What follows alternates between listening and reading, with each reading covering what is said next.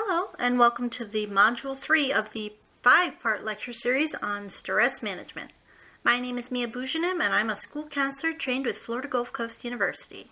I am also a researcher offering this series to you as a resource for students grades 6 through 12 to better manage stress while at school. Whether you are conducting this lecture series within a small group or classroom setting, or watching this video independently, please do not hesitate to stop this video at any time to discuss any of the points or participate in the exercises that may be integrated into the presentation. For those of you that are in a group setting with your school counselor or other professional, I would like to make a quick statement about confidentiality. Confidentiality can be generally defined as privacy related to your personal information. Please keep in mind that while you may be encouraged to share personal experiences related to the exercises or discussion points, it is best practice for you only to share what you are comfortable with others knowing. A professional may be able to keep your information safe to the best of their ability and limitations per their ethical and legal responsibilities. However, once an entire classroom is aware, please know that the ability to keep personal information private will be in the hands of your peers. At the end of this lecture series, you may also be asked to take the pre-post-test stress management self-rating inventory in order to have a personal understanding of your mastery of skills before and after receiving this specialized training. In this video, you will identify various coping strategies. In doing so, you will discover 3 coping strategies in response to triggers that work for you. You will also be expected to think of 2 trusted adults and 1 trusted friend that you can talk to when you need help. Now, if you are ready, let's get started. Our emotions are not as mysterious as one might believe, but are in fact an intricate system designed by our brain as a way of protecting us from real or even imagined danger. Sometimes this system can overtake our reasoning skills and we lose control over our emotions in a moment, resulting in thoughts and behaviors that can escalate or create a problem. Before we watch the video, Why Do We Lose Control of Our Emotions?, review and prepare to answer the following questions. Feel free to write them down if you need to. What does the midbrain do? What is another word for the downstairs brain, and what is its job? How does the downstairs brain respond to a dangerous situation such as touching something hot? What is another term for the upstairs brain, and what is its function?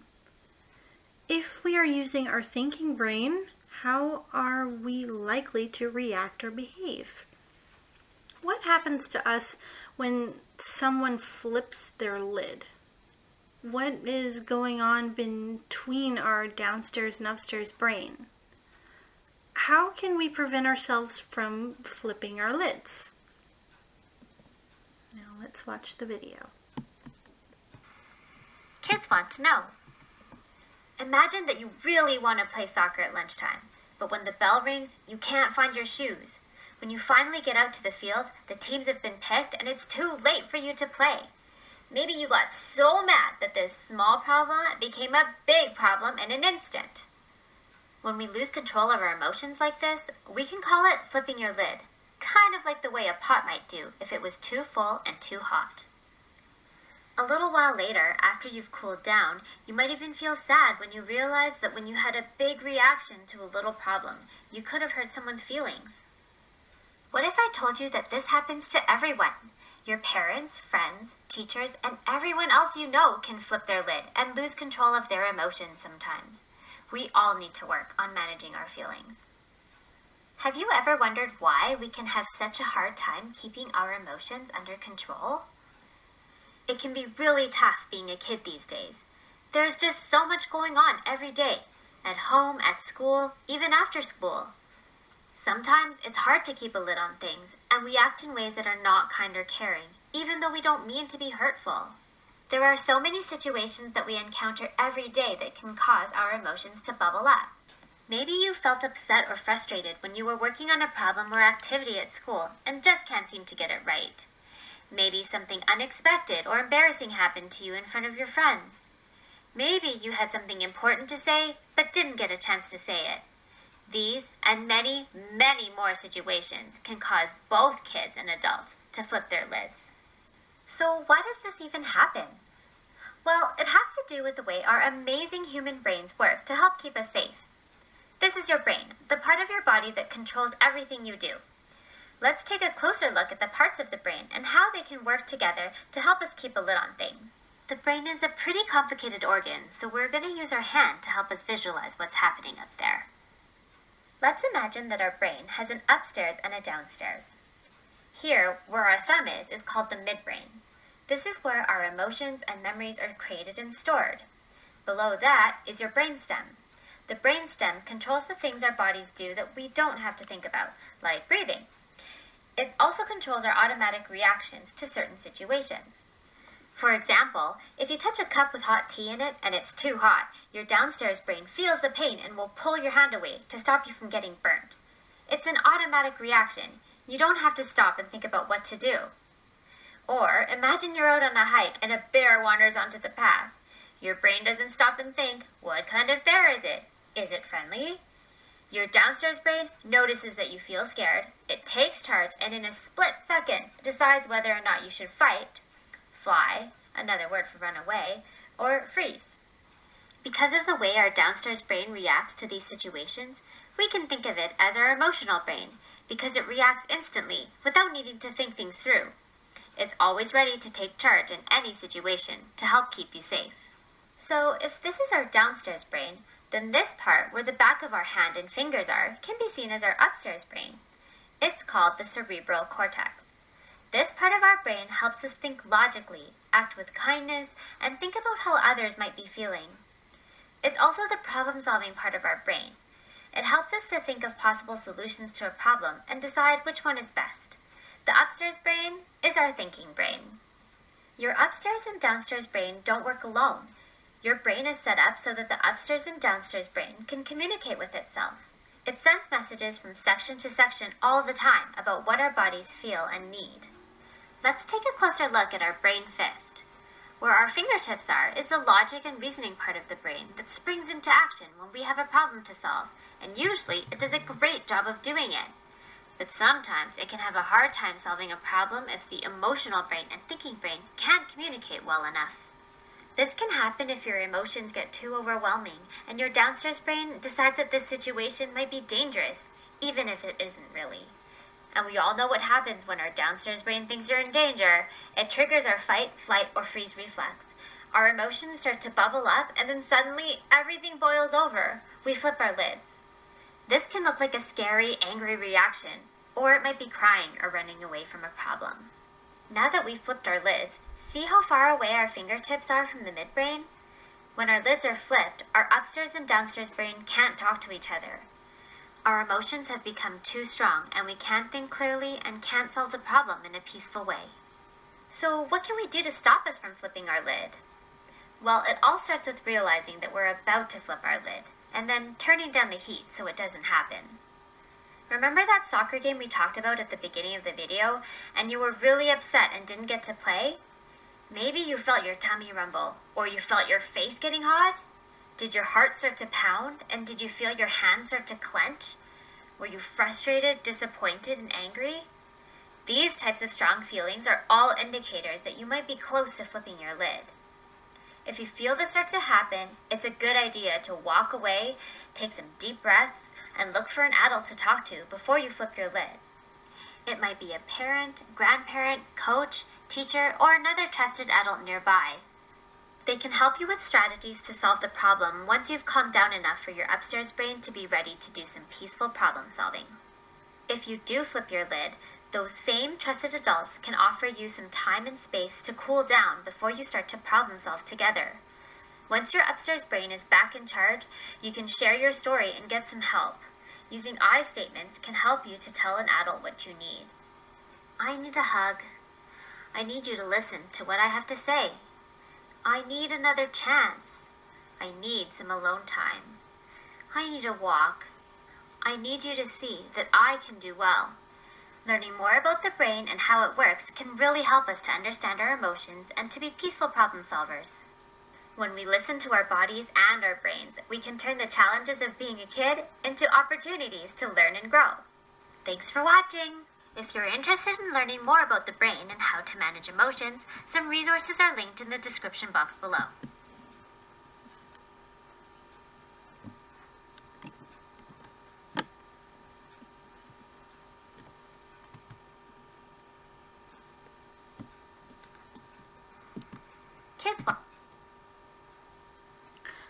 So what are coping skills and strategies?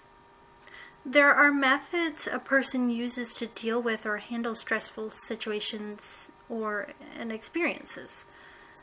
There are so many different coping skills and strategies available because they are usually tailored to fit one person's needs when managing stress.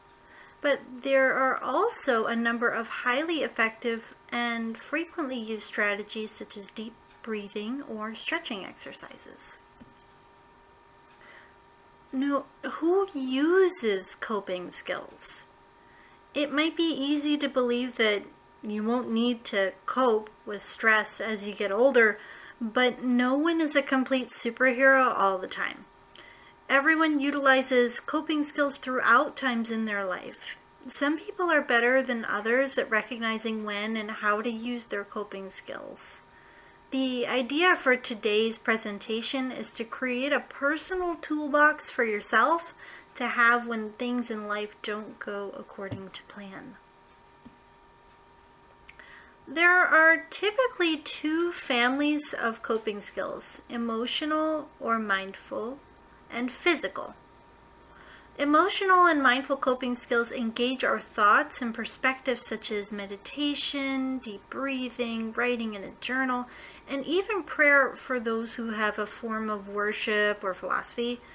Physical coping skills take over the body in some way, whether it's taking a walk or some form of exercise, or even laughing, which access chemicals in the brain that help relieve stress. The examples listed here are all considered healthy coping skills and may have even been some of which you have used before. Let's take a moment to watch a video on coping mechanisms and see if we can identify additional healthy coping skills and possibly even some unhealthy coping skills that we will identify in the following slide. We all have to deal with stress. Whether our life is being threatened in a disaster or we're just late for an important meeting, we need mechanisms to cope with all types of stress. It is commonly said that life is not what happens to us, but how we choose to react to what happens to us. Today, we're going to talk about healthy versus unhealthy coping mechanisms and how you can use these strategies to help yourself or share them to help others. Welcome to Mental Health Collaborative, a nonprofit organization dedicated to educating our community in mental health literacy. We believe that a foundational education about mental health promotion and understanding mental health and mental illness will lead to more resilient communities and decreased stigma. We believe that mental health literacy is a right and need of everyone. Thank you for joining us.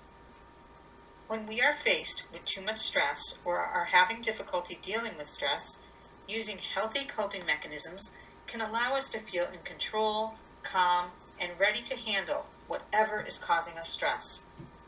On the other hand, relying on unhealthy coping mechanisms may work in the short term, but ultimately may end up hurting our physical health, mental health, and even our relationships. Here are some of the healthy ways we can cope with stress. Box breathing is when we breathe in for 4 seconds, hold our breath for 4 seconds, then breathe out for 4 seconds, and hold our breath for 4 seconds. Repeating this several times.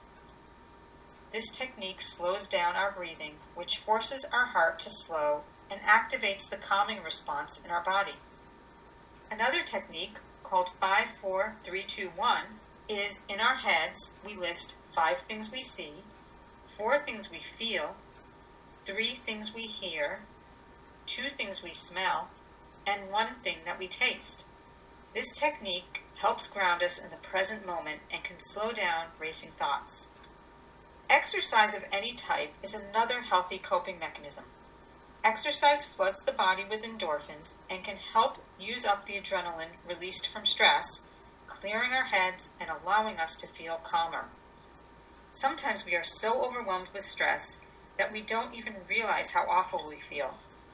Writing down our feelings to acknowledge them and then making a plan to problem solve can help us tune into our thoughts and feelings and figure out an action plan. Taking a break from technology can help us to focus on our immediate surroundings, tune into how we are feeling, and connect live with others. Leaning on our relationships, talking about what is stressing us out, and asking for help are some of the best ways to cope with stress. It can be difficult to admit that we are struggling, but once we tell someone, we almost always feel better. Spending time with friends and family, even if we don't talk about our stress, can help us feel calmer and less overwhelmed by our circumstances. Gratitude is another helpful way to combat stress. When something is upsetting to us, it can help to be grateful for what is good in our lives. Doing an act of kindness can reduce stress as well. Acts of kindness flood our bodies with feel-good hormones, increase our sense of connectedness and purpose, and help us focus on problems other than our own. Here are some unhealthy coping mechanisms to watch out for and avoid.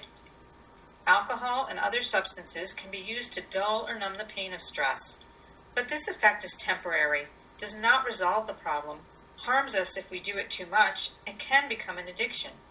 Similarly, overeating or undereating creates an unhealthy relationship with food, can harm us by starving or overfilling our body, and creating additional emotional stress. It fails to address what is actually stressing us out. Avoiding the problem by using social media, work, television, sleep, or other distractions can work to prevent us from thinking about our stress, but it does not resolve the stress. Social withdrawal and aggression are also unhealthy ways to cope with stress.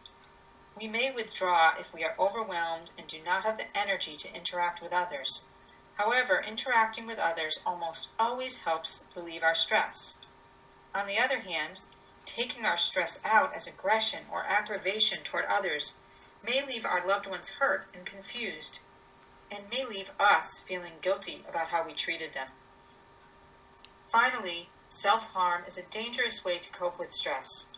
If you or someone you know self-harms, please seek professional help immediately. Remember, we all face stress and difficulties in life. Using healthy coping mechanisms helps us deal with our stress in active, beneficial ways. There are always ways to problem solve and strategize, no matter what our stress may be.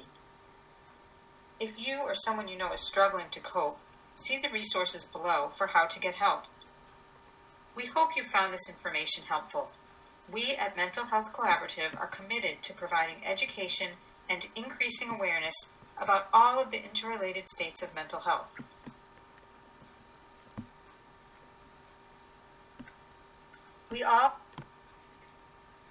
There are things that are considered to be negative coping skills.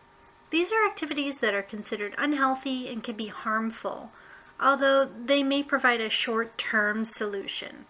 Typically, unhealthy coping skills cause more harm in the long term. If we take a look at the first point, there are some people that cope with stress by overeating and emotional eating. Maybe you're upset and stressed out because you have an important test coming up and you're not sure if you're prepared enough. You get home from school the night before the test and you're having difficulty focusing on studying. You begin craving sugary, unhealthy food and grab whatever's in the cabinet, and before you know it, you have eaten a whole bag of chips and a box of chocolate. It may have felt satisfying in the moment, but now you might feel nauseous from the grease and salt and sugar. The worst part is that you may still feel unprepared for tomorrow's test. You may have also heard of or even used some of the more common coping techniques such as avoidance behavior, withdrawing or spending a lot of time alone, denying that there's a problem entirely, blaming others or circumstances for a problem, being aggressive or hostile with others, thinking negatively, or ignoring all of your feelings and going numb or expressionless, otherwise known as apathy. In this list, there are 2 behaviors that you should let an adult be made aware of immediately if you are in fact practicing these so they can get you the help you need. Substance abuse and self-harm. Substance use includes the use of alcohol or drugs that can severely alter your mental and physical state. Self-harm is exactly as it sounds in that you are physically hurting yourself in some way with an intention of serious injury or death. Please know that bumping into something or accidental injury is not the same as self-harm.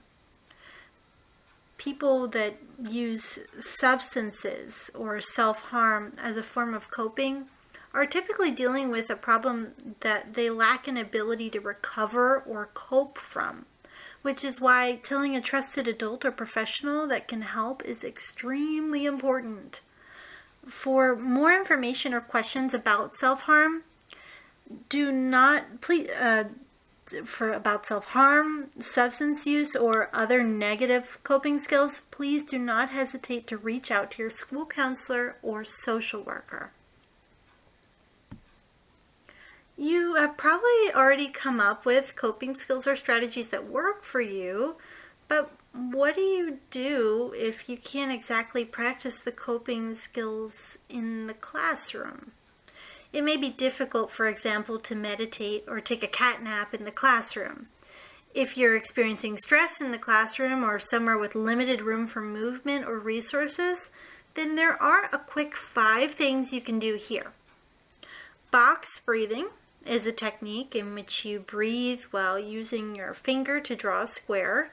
You would draw the first line of the square with an inhale, the next with an exhale, then inhale, and finally exhale to complete the square with your finger. There are other breathing techniques such as counting to 4 on each inhale and exhale that are used by military forces. So if you were thinking it's just a silly or airy-fairy technique, rest assured it's backed by professionals that deal with stressful and even dangerous situations on a daily basis. You may have heard of going to your happy place or a place where you normally feel safe. Imagining a place where you would feel relaxed can sometimes put your state of mind there when you're in distress. If and when you are ready to return to being mentally present with the classroom environment, or say you don't have time to be off task, you might refocus as to what your goal is and how you're going to feel when you've completed the goal. Usually the visualizing results in positive feelings that can offer you the motivational boost you need to get work done.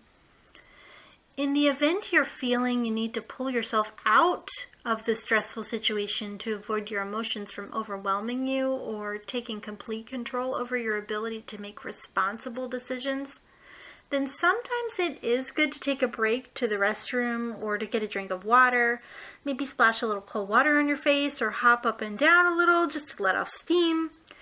This will of course depend on not only on what your classroom rules are or if there are any specific school-wide policies that change how you would normally request a break, but it will also require you to use the break responsibly and not as a way of avoiding work simply to avoid work.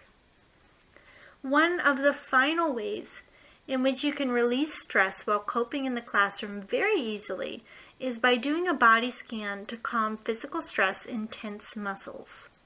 You are not required, but are highly encouraged to participate in the example exercise shown here and report your experience in writing or with your class if working as a group.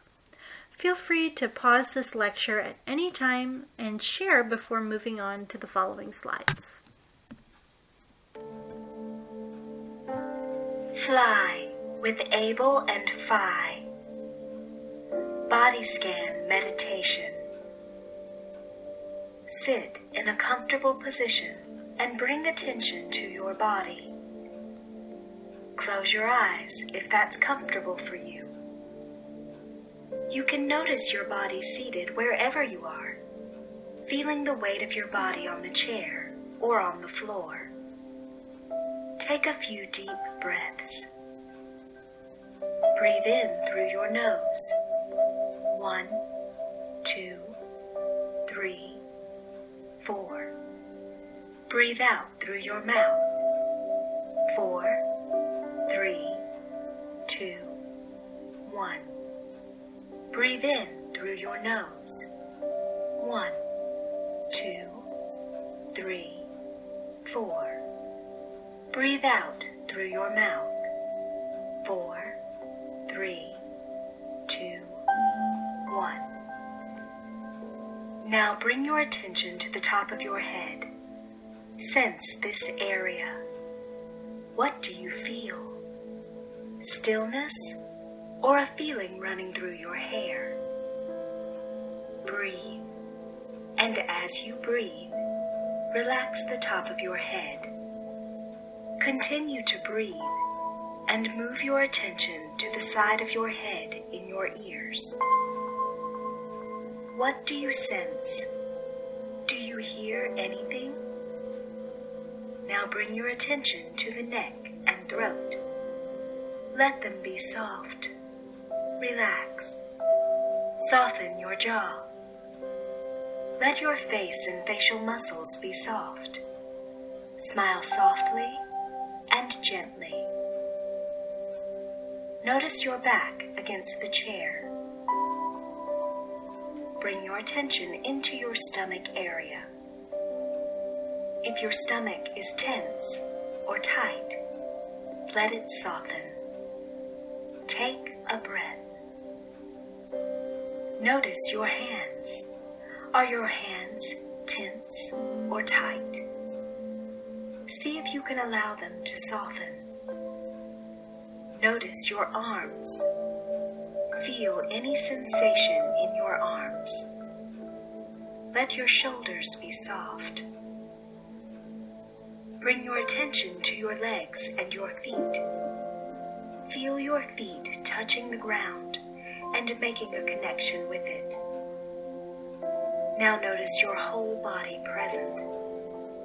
Take one more breath. Be aware of your whole body as best you can. Take a breath, and then, when you're ready, you can open your eyes.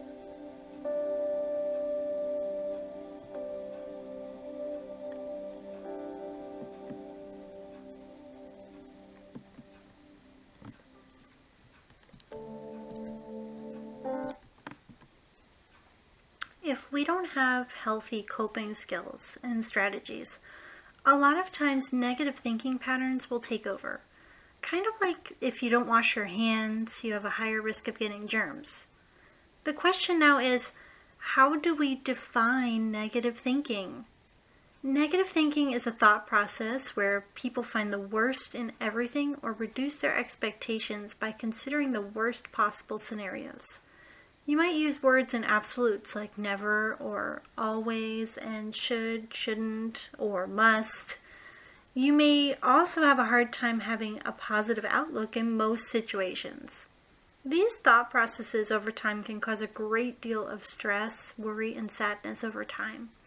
So, what do you think might be a way to reverse or disrupt negative thinking? The best way to challenge negative thinking is easily enough with positive thinking. This means you are approaching situations or circumstances with a positive mental attitude.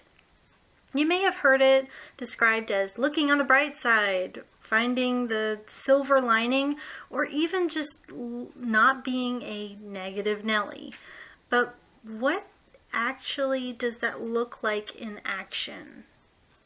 Well, every negative thought has an equal and opposite positive thought. Here you can take a moment to study some of the phrases. One of them which says, I've never done it before, I don't know how to do it. Rather than giving up on something that's challenging, the positive self-talk takes a perspective that says, it's a chance to learn something new. I can learn. Changing our negative thoughts and self-talk to a more positive thought can modify how we view and react to situations. Positive self-talk is usually based in the truth and will often sound like you have a cheerleader or a best friend that tries to challenge all of your doubts with encouragement that will keep you motivated and headed in the right direction. Take a moment to pause this slide and review the remaining examples. When you are done, try your best to come up with one negative statement and one positive statement that challenges it. You may share it with a partner or feel free to write it down if you are working by yourself.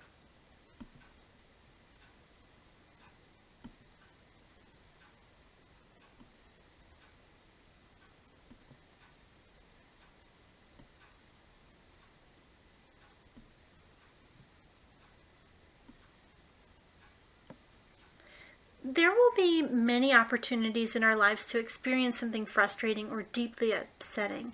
For instance, having your house destroyed in a natural disaster, such as a hurricane, the death of a family pet, breaking up with a boyfriend or girlfriend, or a parent going to jail can all be considered triggers. A trigger is a situation or event that can cause you to behave in a way afterwards that is considered socially inappropriate or negative beyond one's normal level of control. People that have been affected by a personal trigger may experiencing or express themselves through cursing, throwing chairs, fighting, or doing a number of destructive behaviors to themselves, others, or their surroundings. It's important to identify your personal triggers and what coping skills to use during those times so we can have control over the personal safety and well-being of ourselves and others. Individual triggers may vary from person to person. The same is true with which coping skills are most effective for each individual. In this exercise, we are going to watch an animated short about Renee and her sister Sunny. Renee is experiencing a trigger, and so the goal is to 1. Identify what is triggering Renee to act out. 2. How is she acting out, or what is the negative behavior? 3. How did the problem get bigger or smaller? And 4. How was the problem resolved? When you have finished watching the video, you may discuss with your group, or if working independently, you may write your responses down.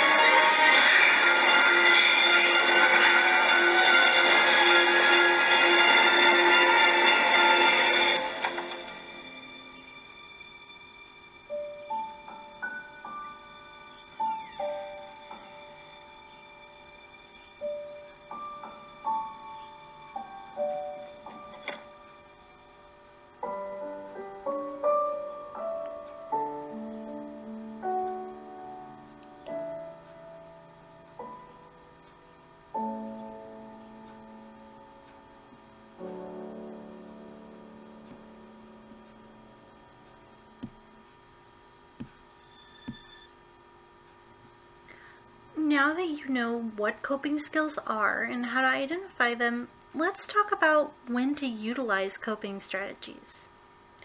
Coping skills should definitely be used when feeling stressed or anxious. If you look for the signs and symptoms, you should be able to identify when you need them most. But some common responses may be mental, such as worry or nervousness. They may also show up physically, including upset stomach, clammy or sweaty skin in which you may feel really cold, tremors which feel like shaking across your whole body, or shortness of breath. As a side note, if you feel as though you may be having a medical emergency, please do not hesitate and tell an adult immediately so they can assess your symptoms and get you medical care if needed. Coping techniques, however, such as deep breathing or taking a break, can reduce negative feelings and even lead you to a better emotional state. The reasoning behind why you or others use coping skills is always going to vary. However, there are ways of looking at it that apply to everyone. One of the whys is that it's important to try to find positive ways of managing our stress because challenges and difficulty will continue our whole lives, whether we like it or not.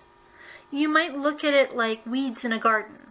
They will keep growing back, which is why gardens have to be maintained just like our stress.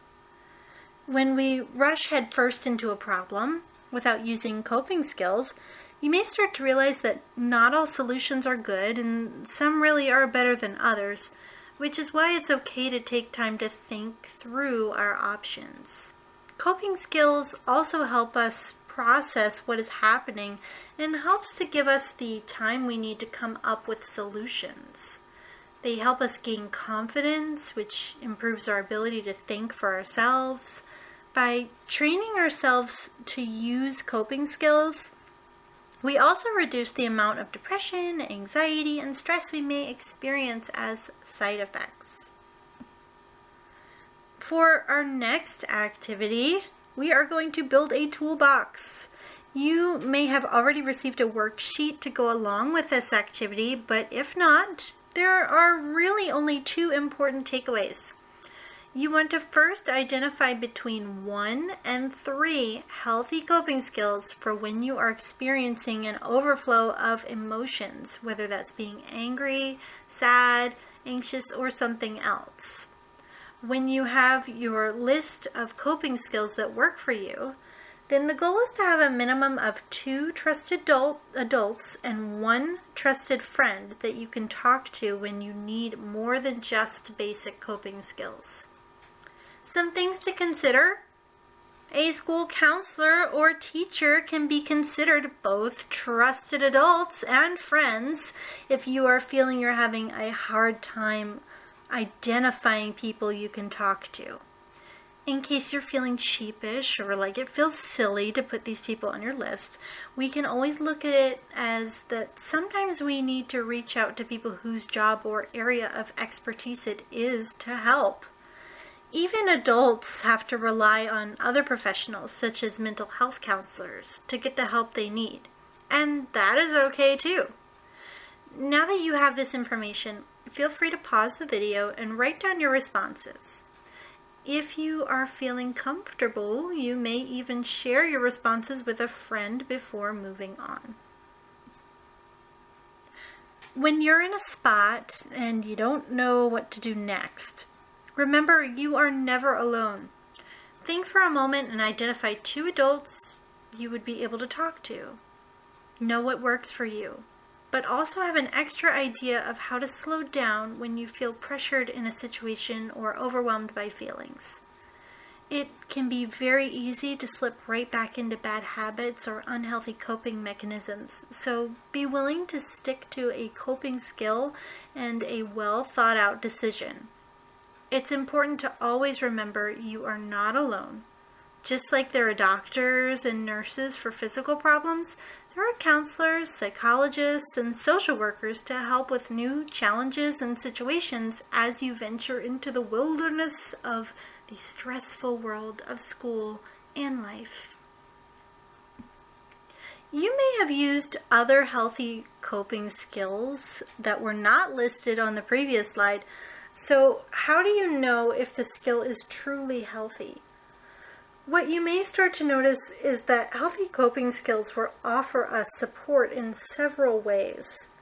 By asking yourself these questions, you can find out if the coping skill is healthy.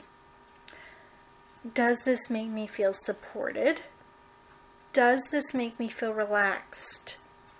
Is this honestly helping me?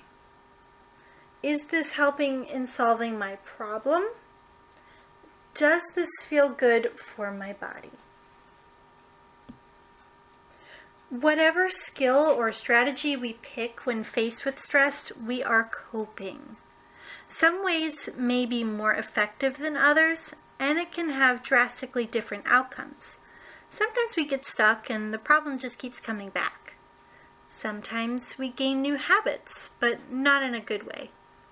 Did you know the definition for a negative habit is addiction? Think of the things we say we are addicted to. Do they really help us succeed in life? Most of the time, our friends and family notice our negative coping skills before we do. We might hear, "Why are you so grouchy?" or "What's your problem? You're never around anymore." That is a good clue for us to think about what we have been doing and if we need to make a change.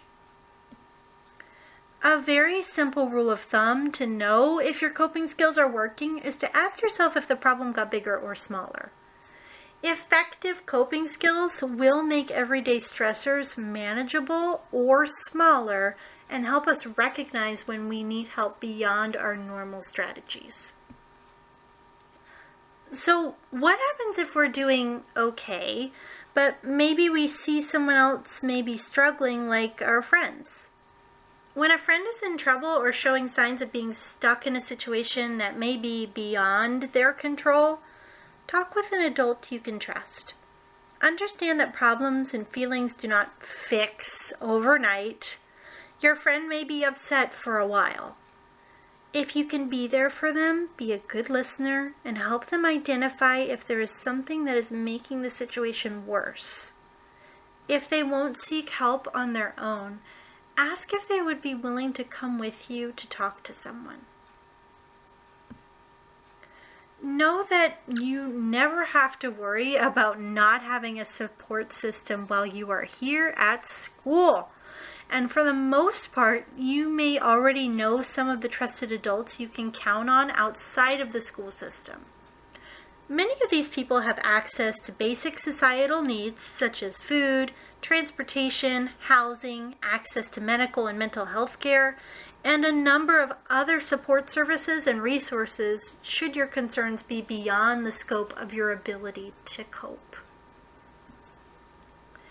As we wrap up our presentation, one of the key takeaways is to understand that life is not the way it's supposed to be. It's just the way it is. Things are going to get messy and sometimes painful.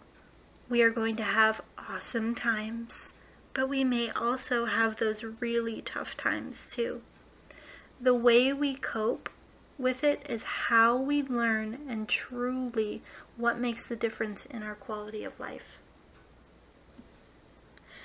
So here are some resources that you can poke around with if you find the time. There is Headspace, Lumosity, SWBAT, and Ninja Focus. Headspace asks you questions to personalize a plan to improve your skills in meditation over a course of 10 days.